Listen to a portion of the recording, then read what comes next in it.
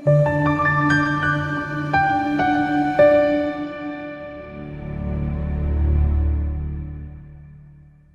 omdala ngokuthi-ke uyafona ngo-9 ekuseni uya-5 ntambama kuphela. Awufoni after 9, awufoni before, awufoni after 5, awufoni before 9.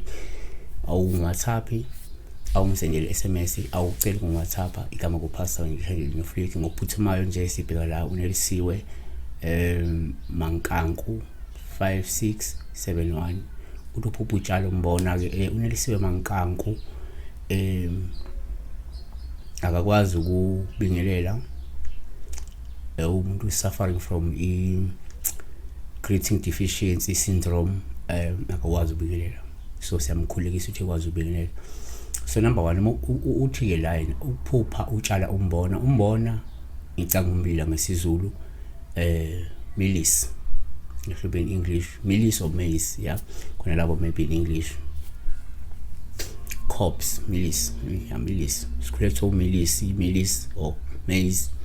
So number 1 uma uphupha la uMmbila kuwuphawu sithanda ngokuhlala kakhulu uma uhlwanyela lusho ukulindela impumelelo unokuchuma okuzofika ngemuva kokusikhandla kwakho. Kusho ukuthi kwabanye abantu mabe betshala uMmbila kubona so kuhambisana nempumelelo, so kuhambisana nokuchuma abahle bekuthole. 2 uma uphupha futhi uMmbila kuwuphawu lusho uhlwanyela, lokho kungabe kukhomba ukuthi uzokwenza into ezojabulisa uNkulunkulu noma ezokuzuzisa ngokuhamba kwesikhathi futhi. Sale omunye ubuka kanjani ngathi ngesikhathi uMmbila uphawu lusho uhlwanyela lusho ukuthi usulizwile waliqonda izwi likaNkulunkulu futhi walamukela. NgokukaMathewu 13:23 ohlwanyela emhlabathini omuhle nguye olizwa izwi aliqonde athela impela isithelo, omunye aveze ngekhulu, omunye ngama-60, omunye ngama-30. La kukhulunywa-ke ngabantu abazwa izwi laNkulunkulu.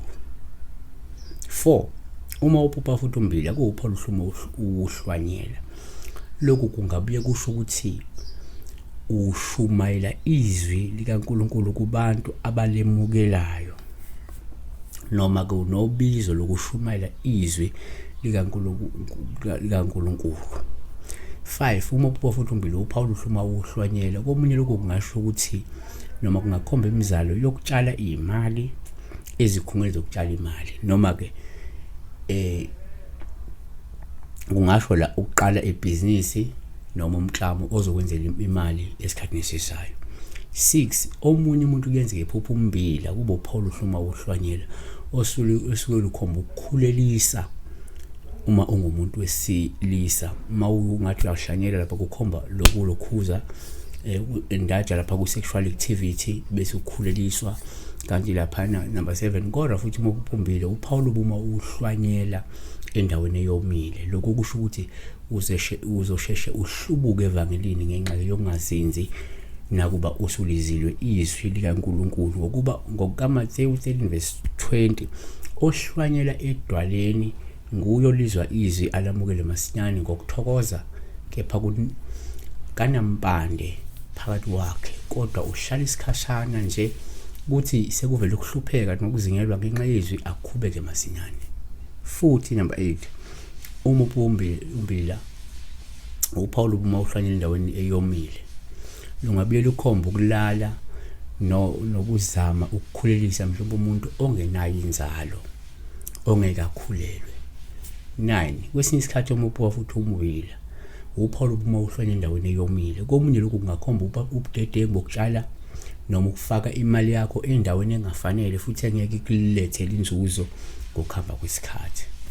10 yenzeka futhi uPhumbile uphawu uma uhlwanyela endaweni enokhula, lusho ukuthi ngeze kuzungezwe abantu abambi, uzungezwe abantu abazosheshe bakudukise bakuholela uphathe ukuze ungakhuli ngokwevangeli. NgokukaMathewu 13:22 futhi-ke ohlwanyela emeveni uyolizwa izwi, kepha iminako yalesi sikhathi nokukhohlisa kwengcebo kuminyanise izwi abe ngatheliyo.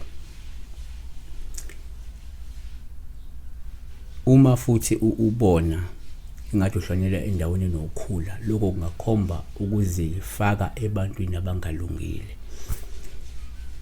11 futhi uma uphuphumbile uphawula uma uhlwanyela endaweni enokhula, ngoba lusho ukuthi ungenzeka uzofaka imali yakho esikhungweni sabantu abangamasela, ungenzeka uzotshala imali kuma-pyramid scheme, ngenzeka uzoqala mhlawumbe umklamo omuhle nabantu abagcwele inkohlakalo nokukhwabanisa.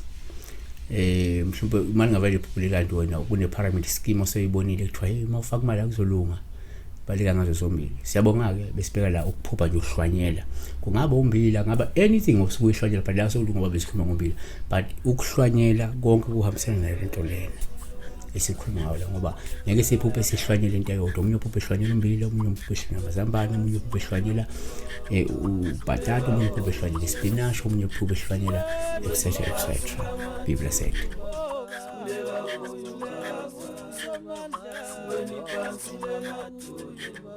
Kulela